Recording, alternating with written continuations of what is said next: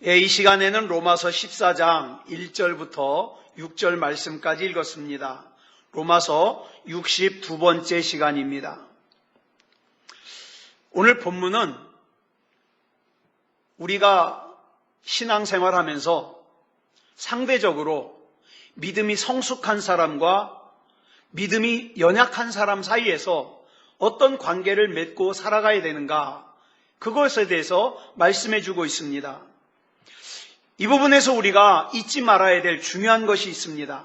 뭐냐 하면 믿음이 성숙한 사람이든 믿음이 연약한 사람이든 하나님을 믿는다는 면에서는 다 같습니다. 그죠? 믿음이 뭐예요? 믿음은 그 사람이 살아가는 삶의 방향이 하나님이란 뜻이에요. 따라서 성숙한 믿음이든 연약한 믿음이든 그 방향이 하나님을 향해 있다는 점에서는 차이가 없어요. 삶의 방향이 하나님을 향해 있지 않은 사람은 오늘 본문 말씀과 관계가 없어요. 따라서 우리가 본문 말씀을 살펴보는 동안에 믿음이 연약한 사람을 하나님을 믿지 않는 사람과 혼동하면 안 돼요. 하나님을 믿지 않는 사람과 믿음이 연약한 사람은 달라요. 믿음이 연약한 사람은 믿음이 연약하지만 그래도 삶의 방향이 하나님을 향해 있거든요. 근데 하나님을 믿지 않는 사람은 마치 하나님이 없는 것 같이 사는 거예요. 다르죠. 자, 본문 1절 상반절을 보겠습니다. 줄친 것만 보면 뭐라 그랬죠? 믿음이 연약한 자를 그랬어요. 우리 주변에 보면 믿음이 연약한 사람들이 있어요. 그런데 저와 여러분이 누군가를 저 사람은 믿음이 참 좋아, 저 사람은 믿음이 참 약해, 이걸 판단할 때 조심해야 될 것이 있는데, 여러분, 누가 믿음이 좋다 나쁘다를 판단할 때 기준이 뭐예요? 사람들이 그 기준이 지극히 주관적이에요. 자기가 결정해요. 교회는 학교처럼 무슨 시험을 쳐가지고 성적이 몇 점 이상은 믿음이 좋은 거, 몇 점 이상은 보통, 몇 점 이하는 나쁜 거, 이렇게 해주는 기관이 아니거든요. 그러므로 믿음이 좋은지 믿음이 연약한지를 나누는 표준화가 되어 있지 않기 때문에 참 그걸 구분하기가 어려워요. 저 사람은 참 믿음이 좋아, 저 사람은 참 믿음이 약해, 이렇게 얘기할 때 그 기준은요, 대부분 철저하게 내가 기준이에요, 내가. 그런데 여러분 아시다시피 내가 기준이 되는 판단이 온전할 수 있어요, 없어요? 없어요. 왜냐하면 하나님의 판단과 내 판단이 100% 항상 같다면 문제가 없는데 같지 않을 때가 있거든요. 여러분 예를 들어 볼까요? 성경에 보니까 한 여인이 300데나리온이나 되는 비싼 향유가 들어있는 옥합을 예수님께 들고 오더니 그걸 깨트려가지고 예수님의 발에 부어드렸어요.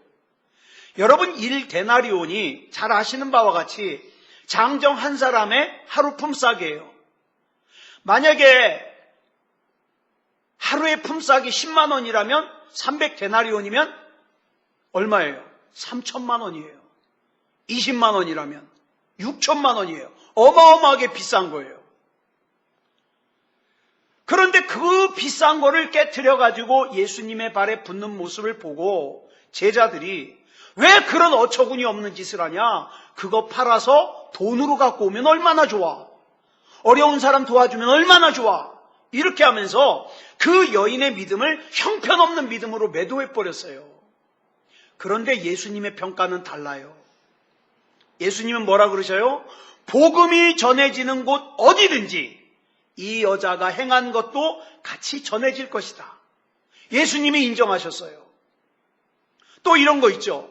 예루살렘 성전 입구에는 나팔 모양으로 된 금속으로, 동으로 만들어진 봉헌함이 있었어요.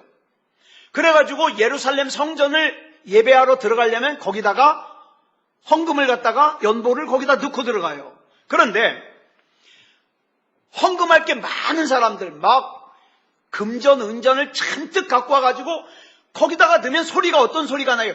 쫙 하고 동전 내려가는 소리가 나죠. 그걸 갖다가 뿌듯해하는 거예요. 그래가지고 거기다가 많은 헌금을 내면 막 소리가 우렁차게 나면 마치 그것이 자기의 믿음이 좋은 것처럼 당당하게 자랑스럽게 헌금을 했어요. 그런데 정작 예수님의 시선은 누구에게 가서 꽂혔느냐? 한 가난한 과부인데 이 과부는 얼마를 헌금했냐? 한 고드란트. 한 고드란트는요 1데나리온의 64분의 1이에요. 제가 계산해 보니까 남자 장정 하루 품삯을 10만 원으로 계산하면 1고드란트는 약 1,500원이에요. 만약에 20만 원으로 계산하면 한 3,000원 되겠죠. 그런데 예수님께서는 이 한 고드란트를 갖고 와가지고 부끄러워가지고 조용히 헌금을 하고 가는 이 가난한 과부에게 예수님이 집중하셨어요.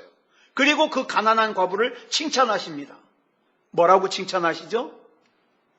저 앞서 봉헌한 그 부자는 자기 생활비의 일부를 넣었지만 이 가난한 과부는 자기의 전부를 낸 거예요. 자기 생활비의 전부를. 그 중심을 예수님이 보신 거예요. 칭찬하신 거예요. 여러분, 이 목회자라는 위치는요, 참 함정에 빠지기 쉬운 자리예요. 정신 바짝 차려야 돼요. 왜냐하면 이 목회자는 자칫 잘못하면 내 믿음이 가장 좋은 믿음이라고 착각하기 쉬운 자리예요. 가장 성숙한 믿음이라고 착각하기 쉬운 자리예요. 왜냐하면 맨날 가르치잖아요. 그죠? 이게 함정인 거예요. 맨날 가르쳐요. 그런데 전혀 그렇지 않다는 사실을 저는 늘 경험해요. 우리의 평가는 지극히 주관적이고 그 평가는 온전할 수 없다는 사실을 우리가 잊어버리면 안 돼요. 이걸 잊어버리면 그 순간 어디에 빠지기 시작하느냐? 독선에 빠져요.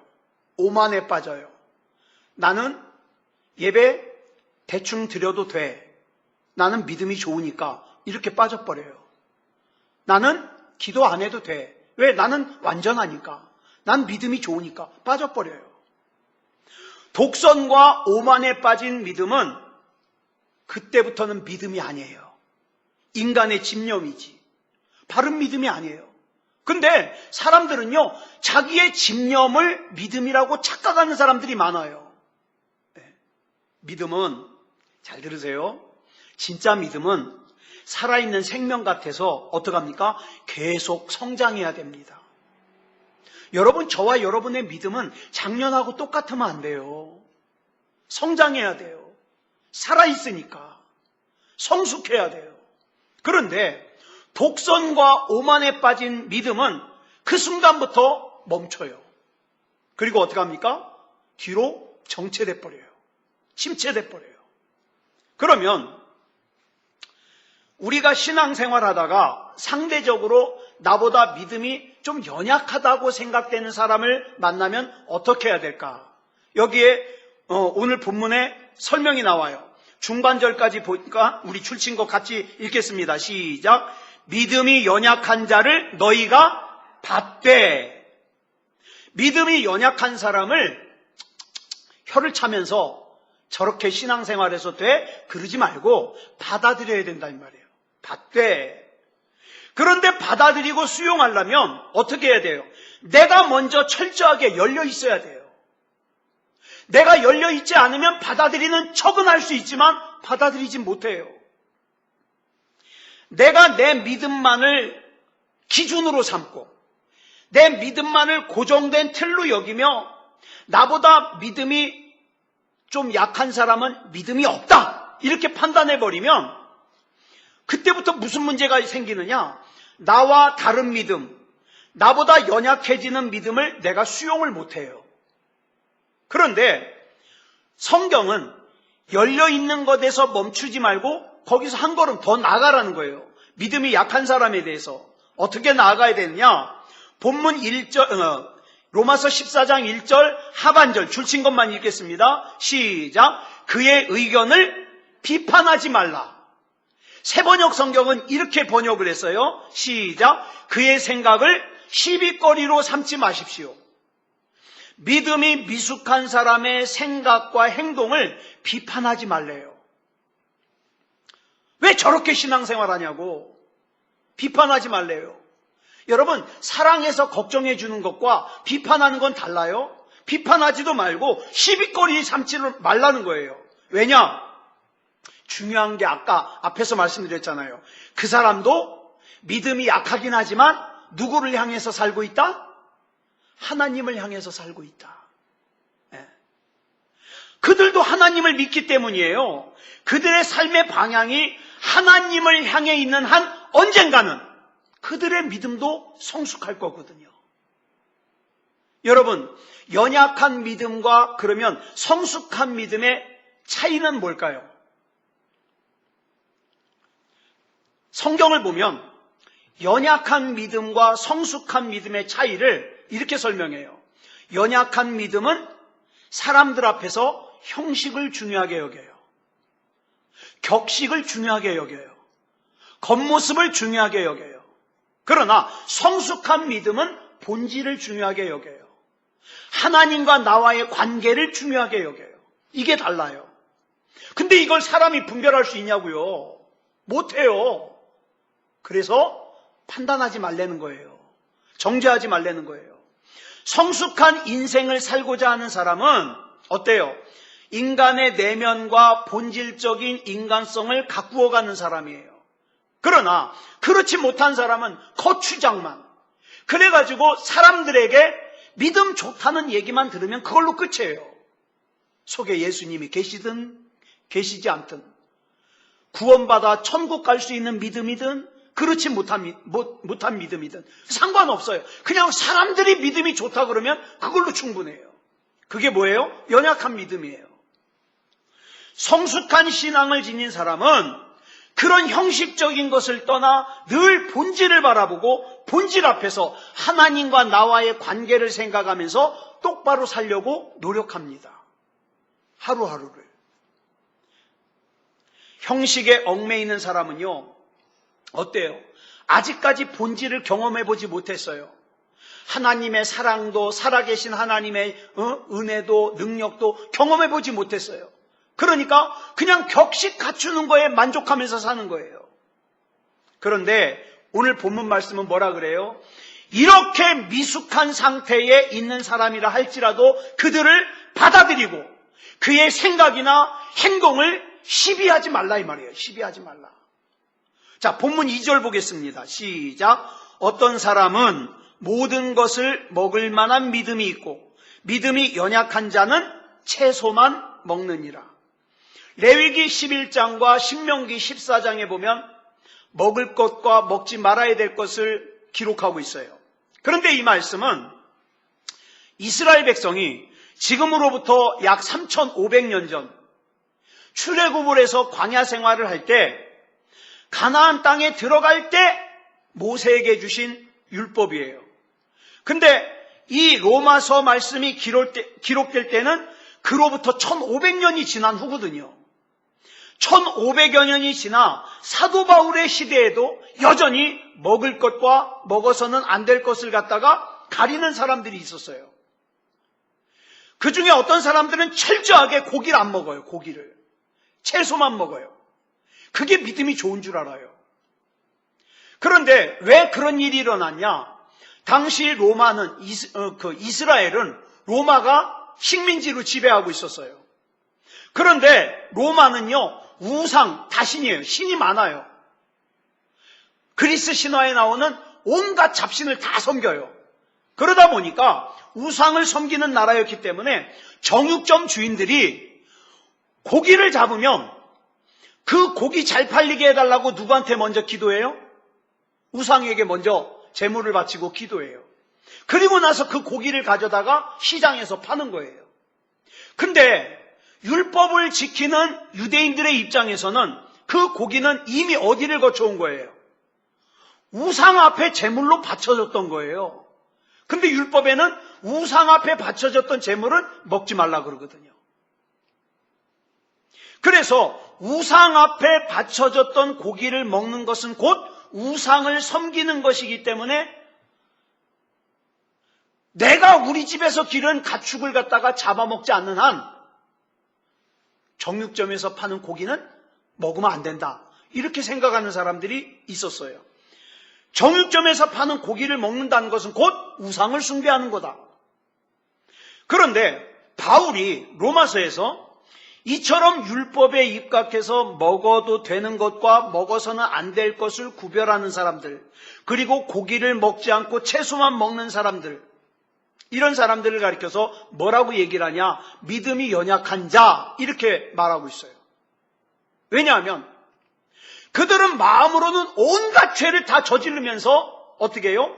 율법의 형식에만 매여 있어가지고 내가 정육점에서 파는 고기만 안 먹으면 나는 믿음이 좋은 줄 알아요. 바울은 주님께서 말씀하신 바와 같이 하나님께서 만드신 모든 음식은 잘못된 것이 없다는 거예요. 속된 것이 없다는 거예요. 그런 믿음을 가지고 있어요. 모든 음식은 하나님께서 만들어주신 것이기 때문에 바른 믿음을 가지고 먹으면 유익하지 않은 것이 없다. 이게 바울의 믿음이에요. 내가 뭘 먹든지, 어떤 사람들은 그러잖아요. 순대를 먹으면 시험에 들어. 또 개고기를 먹으면 시험에 들어. 근데 바울의 기준에서 보면 무엇을 먹느냐가 중요한 게 아니에요. 바울은 뭐라 그래요? 왜 먹느냐? 왜 먹느냐? 내가 무엇을 먹든지 그것을 먹는 목적이 주님의 영광을 위한 것이라면 바울에게는 못 먹을 것이 없다는 거예요. 그렇다 그래서 바울이 먹는 것과 먹지 못하는 것을 따지고 가리고 채소만 먹겠다는 믿음 연약한 상태에 있는 사람들을 업신여기거나 시비 걸지는 않았어요. 오히려 본문 3절에 보니까 줄친 것만 보겠습니다. 시작. 먹는 자는 먹지 않는 자를 업신여기지 말며 먹지 않는 자는 먹는 자를 비판하지 말라. 업신여긴다는 게 무슨 뜻이에요? 내리 깔아보는 거예요. 위에서 아래로 내려다보는 거예요. 업신여기는 게. 또 본문에서 비판하지 말라고 한 것은 모든 것을 자유함으로 먹는 사람을 세속됐다, 악하다, 정죄하지 말라는 거예요. 예수님 당시 세상 사람들이 예수님을 얼마나 정죄했는지 알아요? 유대인들이. 예수님께서 세리와 또 다른 죄인들과 더불어서 밥을 먹고 그리고 얘기하고 그러니까 유대인들이 예수님을 가리켜서 뭐라 그랬냐면, 보라! 먹기를 탐하고 포도주를 즐기는 사람이요, 세리와 죄인의 친구로다. 그러면서 예수님을 갖다가 정죄했어요. 자, 그러면 다시 본론으로 들어가서 바울이 믿음으로 먹는 사람이나 믿음으로 먹지 않는 사람이나 서로 업신여기지 말고 비판하지 말아야 될 이유가 뭐냐 이 말이죠. 왜 그래야 되느냐? 본문 3절 하반절에 이렇게 설명하고 있어요. 줄친 것만 시작. 이는 하나님이 그를 받으셨습니다. 여러분, 하나님이 받은 사람을 함부로 업신여기면 안 돼요. 하나님이 받은 사람을 함부로 정죄하면 안 돼요. 여기서 말하는 이는 그를, 하나님이 그를 받으셨습니다. 여기서 말하는 그가 누굴까요? 믿음으로 먹는 사람과 믿음으로 먹지 않는 사람 양쪽 다를 말합니다. 믿음으로 먹든 믿음으로 먹지 않든 그 양쪽 다를 하나님이 받으셨다 이 말이에요. 받으셨다. 기꺼이. 그러므로 업신여기지도 말고 비판하지도 마라. 이렇게 양쪽 모두를 받아주시는 이유가 뭡니까? 그들이 다 하나님을 믿는 사람이기 때문에 그래요.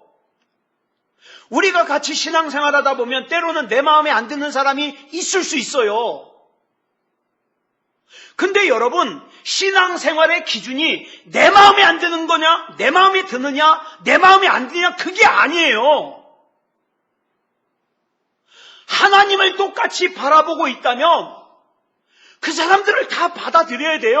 용납해야 돼요. 그게 기독교예요. 그게 신앙이에요. 근데 사람들은 내 마음에 드냐 안 드느냐, 그게 성경의 내용과 무슨 상관이 있는데요?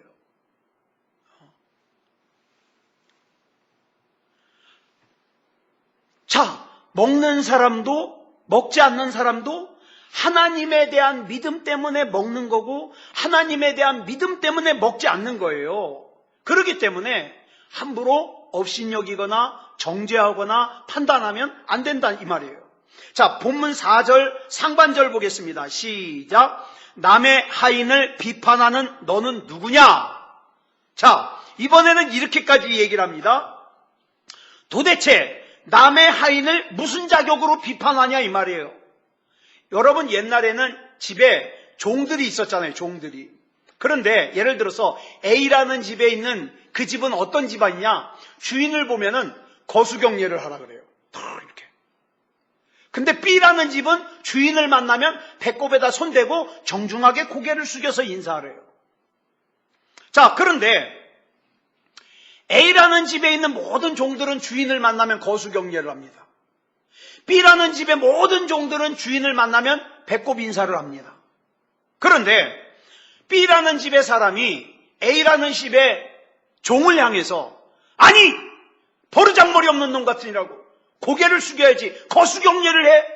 그러지 말라 이 말이에요. 그 종은 A라는 집의 종이지 니네 종이 아니지 않느냐? 이 말을 왜 하느냐? 저와 여러분요, 자, 4절 중반에 그 이유를 설명하고 있어요. 줄친 것만 시작.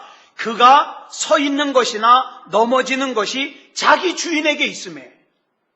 자, 하인이 서 있든지 넘어져 있든지 그것은 전적으로 누구의 권한이에요? 그 하인의 주인의 권한이에요.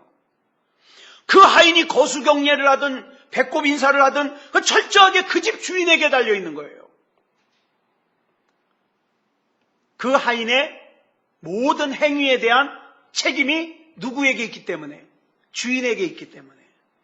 자, 그러면서 하나님과 우리 인간의 관계도 마찬가지라는 거예요.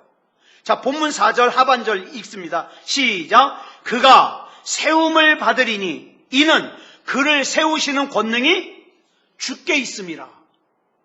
그 사람을 세우고 안 세우고는 권한이 주님께 있는데 왜 네가 자격이 있다 없다 얘기하느냐? 왜 믿음이 있다 없다 얘기하느냐? 그 말이에요. 여기서 말하는 그는 믿음이 연약한 사람을 뜻해요. 우리 삶의 초점이 주님께 맞추어져 있다면 우리의 믿음이 설령 미숙하다 할지라도 반드시 우리 믿음을 성숙하게 성장시켜 주실 거라는 걸 우리가 믿어야죠. 주님께서는 주님의 인격으로, 주님의 품격으로, 주님의 자비하심과 사랑으로 우리의 삶을 채워주셔서 우리가 날마다 본질 위에 설 수 있도록 우리를 인도해 주십니다. 왜냐하면 우리 주님께서 우리의 주인이 되실 뿐만 아니라 우리를 성숙하게 바로 세워주실 수 있는 권능을 가지신 전능하신 하나님이기 때문에 그래요. 여기서 우리는 귀한 교훈을 얻을 수 있습니다. 주님께서 우리 모두를 성숙하게 세우시는 권능을 베푸시는 분이라는 걸 믿는다면, 그리고 내가 다른 사람에 비해서 상대적으로 내가 성숙한 믿음, 나는 평균은 넘는 것 같아, 내 믿음은. 이 성숙한 믿음을 갖고 있다고 생각이 된다면 나를 평균 이상으로 성숙한 믿음을 주신 하나님 앞에 감사하라 이 말이에요. 네, 감사해라. 그거 가지고 내가 자랑할 게 못 된다 이 말이에요. 내가 교만하면 안 된다 이 말이에요. 바꿔 말하면 평균보다 좀 나은 믿음을 가진 내가 평균에 못 미치는 믿음을 가진 사람을 업신여기지 말라. 왜? 그 사람도 어차피 성숙할 거니까. 그러니까 우리는 그 사람을 판단하고 업신여기고 정죄하는 존재가 아니라 성장할 수 있도록 도와주는 존재라 이 말이에요. 도와주는 존재. 하나님께서 다른 사람보다 나에게 조금 더 성숙한 믿음을 주셨다면 그것은 나만을 위한 것이 아니라 나보다 조금 미숙한 사람들을 도와주라는 거예요. 도와주라. 반면에 내가 아직 미숙한 지경에 있다면 나의 그 미숙한 믿음을 하나님께서 성숙한 믿음으로 성장하게 해주실 것을 믿어야 돼요. 그렇기 때문에 우리는 지금의 믿음에 머물러 있으면 안 돼요. 지금의 믿음에. 내 주변에 조금이라도 나보다 더 성숙한 믿음을 가진 사람들이 있다면 그들을 갖다가 본으로 삼으면서 어떻게 해요? 닮아가도록 애써야 돼요. 나도 저렇게 신앙생활 해야지.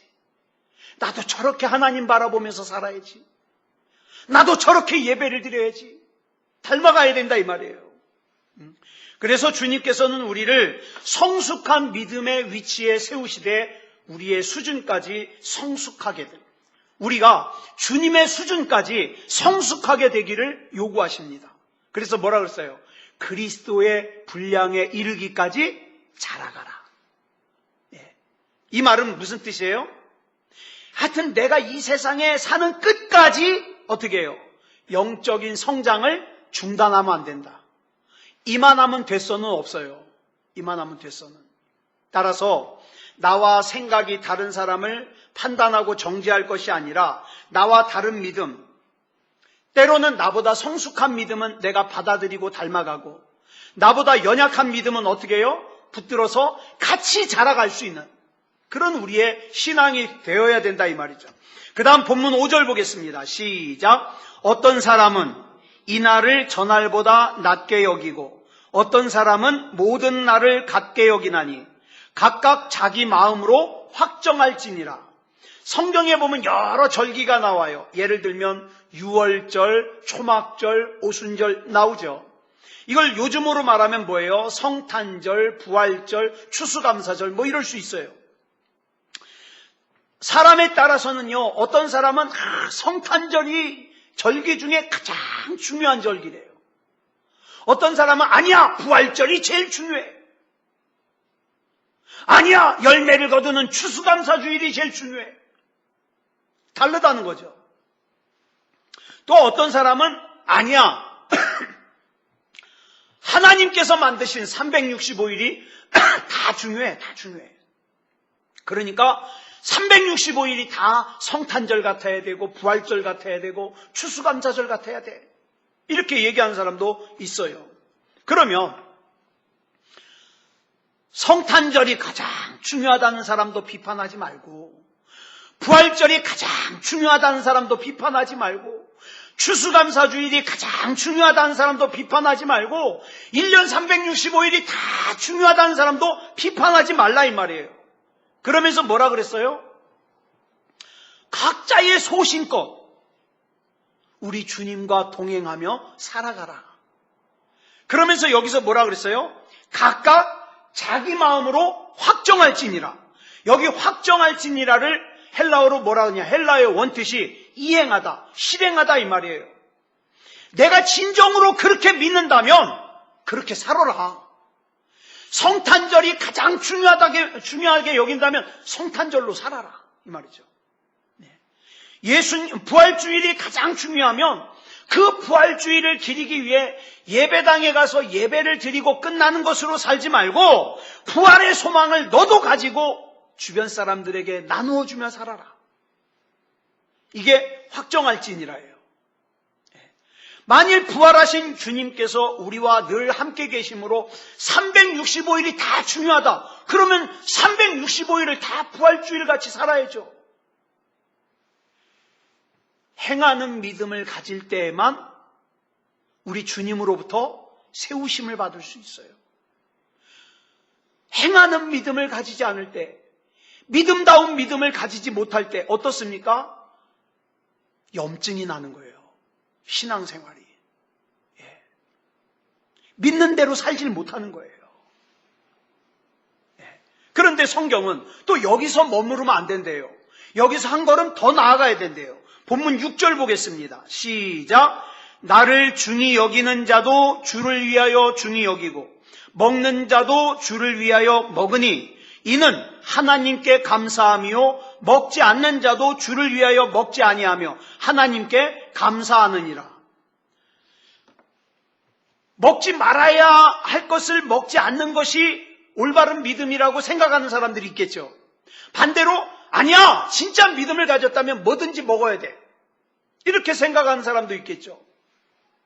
이처럼 상반된 믿음을 갖고 있는 사람들은 서로 간에 비판하지 말고 자기에게 그런 믿음, 아무 음식이나 먹지 않을 수 있는 믿음을 내게 주신 거 감사합니다. 그리고 먹지 않으면 되고, 아무것도 구별하지 않고 먹을 수 있는 믿음을 가졌으면 하나님, 아무 음식이나 먹을 수 있는 담대한 믿음을 주셔서 감사합니다. 그리고 먹으라, 이 말이에요. 네. 여러분, 왜 믿음을 가진 단체가 자꾸 갈라집니까? 교회가 갈라지고 교단이 갈라지고 왜 그럴까요? 하나님과의 종적인 관계에서 믿음을 가지려고 하지 않고 어떻게 해요? 인간의 횡적인 관계에서 믿음을 가지려고 그러니까 나와 생각이 다르면, 나와 가는 길이 다르면 자꾸 쪼개지는 거예요. 하나님의 뜻과 상관없이. 그러나 모든 것을 하나님과의 관계에서 생각하고 내가 지금 가지고 있는 믿음이 하나님께로부터 왔음을 감사하면 그 같은 믿음은 어때요? 내 옆에 사람과의 관계를 이어줍니다. 네. 여러분, 진짜 믿음을 가진 사람은 내 옆에 있는 사람의 아픔을 보듬어주고 이어줍니다. 그런데 진짜 믿음이 아닌 사람, 그저 겉의 형식만 믿음으로 치장한 사람은 어떻게 해요? 관심이 없어요. 그냥 나만 천국에 가면 된대요. 다른 사람 신경 쓰기가 귀찮대요. 여러분, 아직도 우리 주변에는 나의 믿음의 수준까지 아직 이르지 못한 사람들이 있잖아요. 사랑하는 사람들이. 네. 그러면 그런 사람들을 업신여기지 말고 어떻게 하면 그 사람들이 하나님이 더 믿어질까? 어떻게 하면 더 믿음으로 살까? 기도하면서 이끌어줘야 되고, 또 나보다 믿음이 좋은 사람은 아유 잘난 척해 그러지 말고 나도 어떻게 하면 저렇게 믿음으로 살 수 있을까? 그러면서 살아가야 되는 거예요. 오늘 이 시간 로마서 14장 1절부터 6절을 우리가 쭉 살펴보면서 하나님과의 영적인 관계에서 우리의 믿음을 한번 다시 점검해 봐야 돼요. 네. 그리고 우리의 믿음을 다시 시작해야 돼요. 살아계신 하나님을 믿는 나의 믿음, 사랑이신 하나님을 믿는 나의 믿음, 아직도 생명이 있어서 살아있는 나의 믿음은 하루하루 조금씩 자라가야 되는데 나의 믿음은 지금 어떤 상태인가 돌아볼 수 있는 믿음. 그러면 이런 살아있는 믿음을 가진 공동체는 어때요? 진짜 믿음의 공동체가 되는 거고 사랑의 공동체가 되는 거고 하나님의 뜻을 이루어가는 공동체가 되는 거죠. 저는 우리 새소망교회가 그런 공동체이길 원합니다. 예. 세상에서 유명하든 유명하지 않든, 세상에서 규모가 크든 작든 그게 중요한 게 아니에요. 하나님 앞에서 살아있는 믿음들이 모여 그 믿음의 공동체를 이루어 하나님의 뜻을 이루어가는 그런 우리 새소망교회와 우리 성도들이 되기를 기도합니다. 아무쪼록 우리 믿음 안에서 그렇게 이루어가는 저와 여러분이 되기를 그리스도 예수님의 이름으로 축복합니다. 기도하겠습니다. 사랑의 아버지 하나님, 감사합니다. 오늘 로마서 14장 1절부터 6절 말씀까지 살펴보면서 우리 진짜 믿음의 삶이 어떠해야 되는가, 믿음이 좋은 사람들과 믿음이 연약한 사람들이 어떻게 어울려 살아야 되는가 살펴봤습니다. 우리는 내가 믿음이 있다고 하면서 내 생각과 다르면 관계를 끊어버리는 걸 너무 쉽게 합니다. 그러면서 내가 믿음이 있다고 합니다. 내가 하나님을 믿는다고 합니다.